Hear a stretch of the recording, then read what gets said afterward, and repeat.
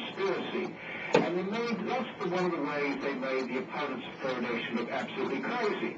In fact, at the time, we were very respectable scientists, including about 12 or 13 Nobel Prize winners who were opposing fluoridation, but they got swamped out by this propaganda.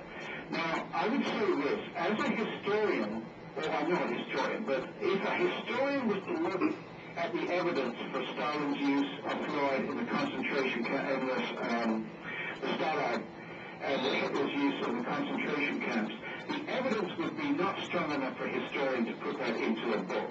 In fact, when these stories when my wife and I first heard about these stories, we checked with the Simon Wiesenthal Institute, which probably knows more about what the Nazis did than any other group in the world, and asked them if they had any evidence. Well, they came back and said they had no evidence at all. Now, that's very extraordinary, because one of the things we know about the Nazis is they were so incredible, the kind of, I don't know how, there's a loss of words, but they did keep incredibly good records of the awful things that they did. And they were good bookkeepers. Eichmann was a really good bookkeeper about where he was sending the people to be gassed and so on. And if they had been doing this, and they documented all their medical experiments, for example, and therefore, if they had used this, then it's extraordinary that they didn't document the whole thing, because they would have been very, very interested in this. So, from a pragmatic point of view, if we've got to stop fluoridation, we do not want to give the proponents another excuse for ignoring the science. The science which says it's not effective, the science says that we've changed the notion of the mechanism from systemic to topical, and the science which says there are really health problems here, as documented in the 507-page report by the National Research Council, which is part of the National Academy's independent body, took 3.5 years looking at the health effects of fluoride, came back with this report, over 1,000 references, and sent to the EPA, who commissioned this report, you must lower your safe drinking water standard from 4 parts per million. And now we are 24 months later, the EPA has done diddly squat yet to do that health risk assessment to determine the new standard. And as long as they delay, fluoridation will continue. In my view, if they use the right science, if they apply the standard margins of safety, there's no way that they could permit a new standard greater than 1 part per million, which would be the end of fluoridation. But I'm afraid that brings us into the politics of this. There's such powerful forces in Washington, the U.S. Public Health Service, and with their assistance in the American Dental Association, who have all their army of dentists organized to keep this thing going.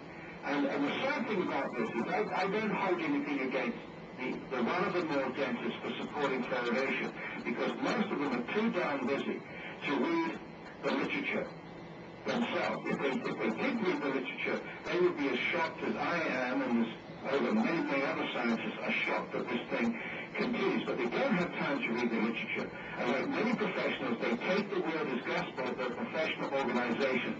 And that's where the real evil is in this thing, because the American Dental Association knows the truth on this. They know that this is causing damage to the health of the people in this country. They know that. And yet they perpetuate it because they're worried about liabilities on the one hand and losing even more credibility than they've lost already with mercury amalgams. They're frightened of doing that. So rather than risk this loss of credibility, they're prepared to continue to perpetuate this fraud, to deceive the American public. But the combination of the U.S. Public Health Service in Washington and the American Dental Association, with their huge lobbying power, is an extraordinary obstacle for us to overcome. Could you give us just a brief history? Isn't it a fact that fluoride is the byproduct of the manufacturing of aluminum, and the reason they come up with the idea of putting it in the water was a way to dispose of this waste product?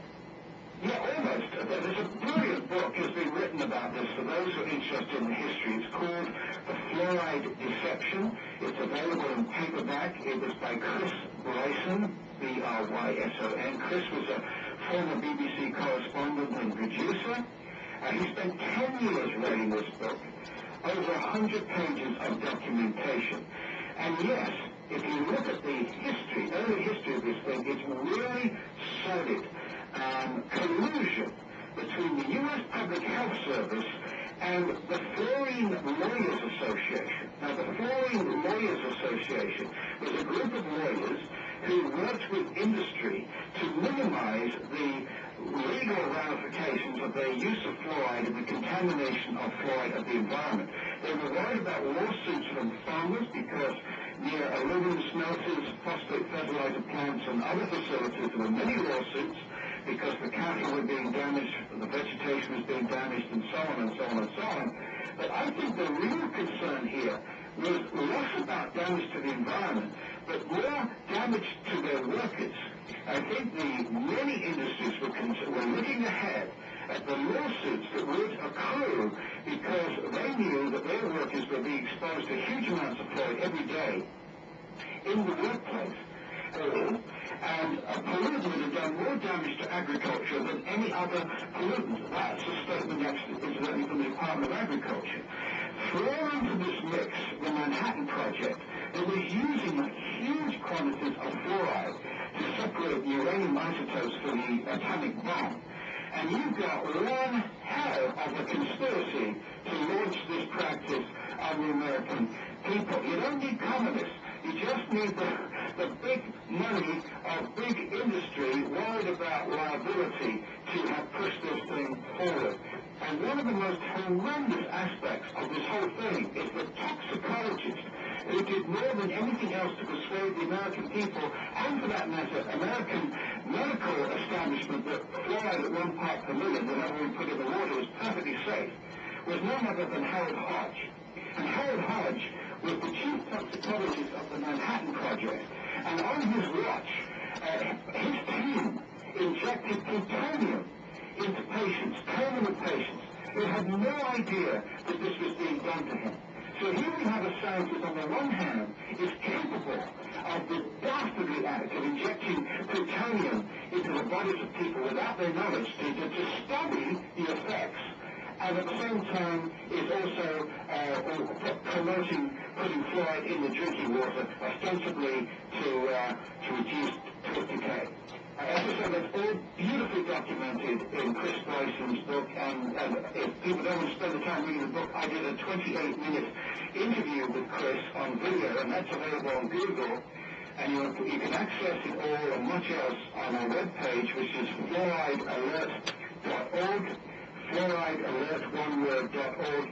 Make sure that people who go to this spell fluoride correctly. It's F-L-U.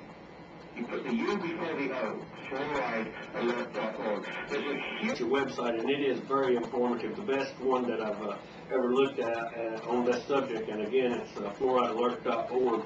In closing, I would like to thank you for joining us today on The Real News, and thank you for the work that you are doing. We would like to have you back on again because we are going to follow this story continually in the future, and like I say, it was a pleasure to have you on The Real News, and your website again is fluoridealert.org. Is there anything else you'd like to add before we close?